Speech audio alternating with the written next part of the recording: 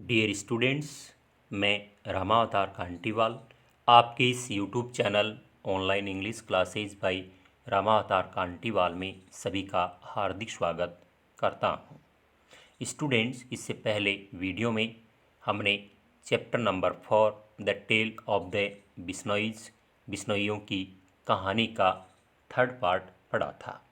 उसके आखिर में हमने पढ़ा था कि सूखे से जाम्बाजी बहुत अधिक प्रभावित हुए। उन्होंने कई रातें जागकर बिताई, अर्थात उनको नींद नहीं आई, क्योंकि उन्होंने अपने चारों ओर लोगों के कष्ट देखे थे। मरते हुए पशु, भूख से तड़पते बच्चे उनके दिमाग में रात दिन आते रहते थे। आखिर में 34 वर्ष की आयु में उन्हें दिव्य दृष्टि हुई। उन्होंने मनुष्य को अपनी शक्ति के नशे में अपने चारों ओर के संसार को नष्ट करते हुए देखा और उन्होंने इन सब को बदलने का निश्चय किया। उन्होंने सोचा, यदि जीवन को इस सूनी पड़ी भूमि पर पुनः फलना फूलना है तो मनुष्य को भिन्न तरीके से और विभिन्न सिद्धांतों और विश्वास के अनुसार रहना पड़ेगा। जाम्बाजी ये भी चाहते थे कि पृथ्वी एक बार फिर बहुत सारे खेजड़ी, बेर, कैर और सांगरी के वृक्षों से ढक जाए। वे चाहते थे कि काले हिरणों के समूह फिर से खुशी से इधर उधर खेलें, और वे ये भी चाहते थे कि मनुष्य इसके लिए कार्य करे। अंत में जाम्बाजी को ये प्राप्त करने का मार्ग ज्ञात हो गया और उन्होंने सन 1485 में अपने संदेश को प्रसारित करना शुरू कर दिया। स्टूडेंट्स, आज हम इसी के आगे पार्ट 4 पढ़ेंगे। His message included 29 basic tenets. उनके संदेश में 29 आधारभूत सिद्धांत सम्मिलित थे। इंक्लूडेड शामिल थे और बेसिक मीन्स आधारभूत, टेनेट्स मीन्स सिद्धांत। Its two major commandments were a prohibition against the cutting down of any green tree or the killing of any animal. इसके दो महान धार्मिक आदेश किसी भी हरे वृक्ष को काटने का निषेध और किसी भी पशु की हत्या करने का निषेध थे। यानी जाम्बाजी के टू मेजर कमांडमेंट्स, दो महान धार्मिक आदेश थे। कौन से? जिनमें एक तो a prohibition against the cutting down of any green tree, किसी भी हरे वृक्ष को काटने का निषेध, प्रोहिबिशन निषेध, और the killing of any animal, और किसी भी पशु की हत्या का करने का निषेध। Jambaji's message of humanity and respect for all living things was ईगरली accepted. मानवता तथा सभी जीवों का सम्मान करने का जाम्बाजी का ये संदेश लोगों के द्वारा बहुत अधिक उत्साह से स्वीकार किया गया। Jambaji's message of humanity, humanity means मानवता, एंड रिस्पेक्ट, रिस्पेक्ट मीन्स सम्मान, सम्मान करने का ये जाम्बाजी का जो संदेश था, ये फॉर ऑल लिविंग थिंग्स, ये वाज ईगरली एक्सेप्टेड, सभी लोगों के द्वारा बहुत ही उत्साह से स्वीकार किया गया। His teachings prompted and inhabitants of hundreds of villages to recloth the earth with its green cover.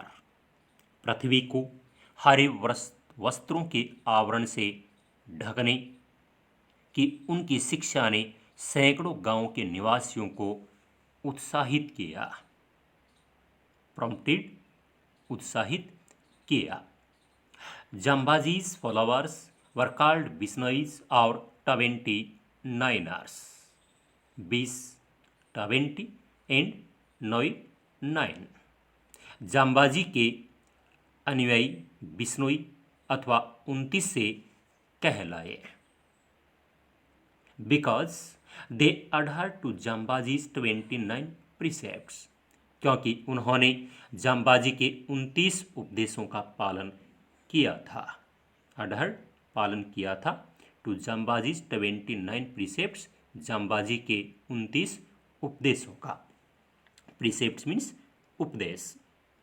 They preserved the trees around their villages and protected blackbucks, chinkaras, peafowl and all other birds and animals.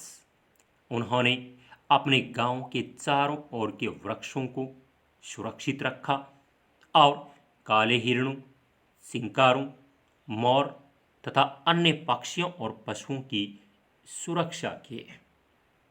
Preserve सुरक्षित रखा और protected सुरक्षा की। Black bucks काले हिरण, chinkara, peafowl, मोर and all other birds and animals और अन्य पक्षियों और पशुओं की।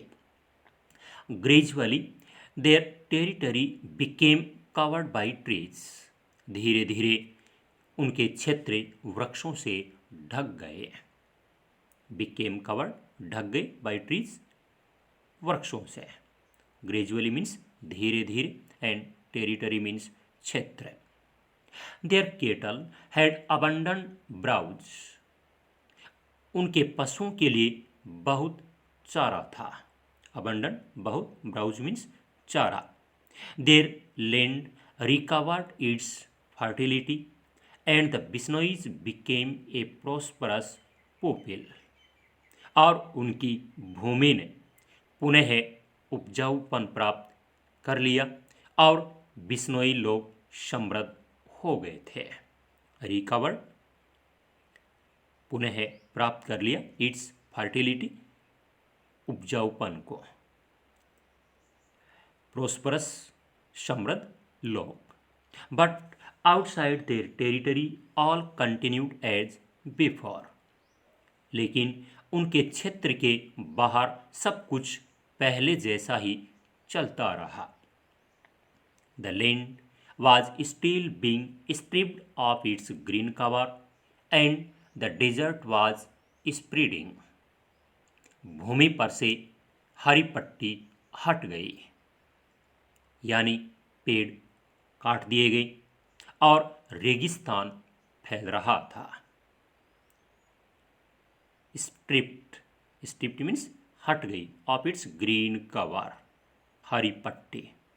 डेजर्ट मीन्स रेगिस्तान, स्प्रेडिंग फैल रहा। The 9th descendant of Jambaji's contemporary of Jodhaji's now occupied the throne of Jodhpur.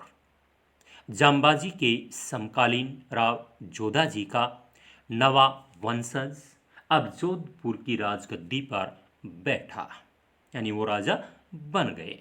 Descendant means वंशज, कंटेम्प्रेरी समकालीन, occupied the throne of Jodhpur, Jodhpur की राजगद्दी पर बैठा। ऑक्यूपाइड बैठा, विराजमान हुआ। थ्रोन मीन्स राजगद्दी, सिंहासन। In the 6th year of his reign in 1730, this Maharaja Abhay Singh decided to construct a palace for himself. अपने शासन के 6ठे साल सन 1730 में इस महाराजा अभय सिंह ने स्वयं के लिए एक महल बनाने का निश्चय किया, एक महल का निर्माण करवाने का निश्चय किया। कंस्ट्रक्ट मीन्स बनवाना, निर्माण करना। A beautiful palace made of the famous red sandstone of Jodhpur, Jodhpur के प्रसिद्ध लाल पत्थरों का एक सुंदर महल, इस तरह का उन्होंने बनाने का निश्चय किया। सैंडस्टोन मीन्स पत्थर, रेड सैंडस्टोन लाल पत्थर। This would need a lot of time, और इसके लिए बहुत बड़ी मात्रा में चूने की आवश्यकता होगी।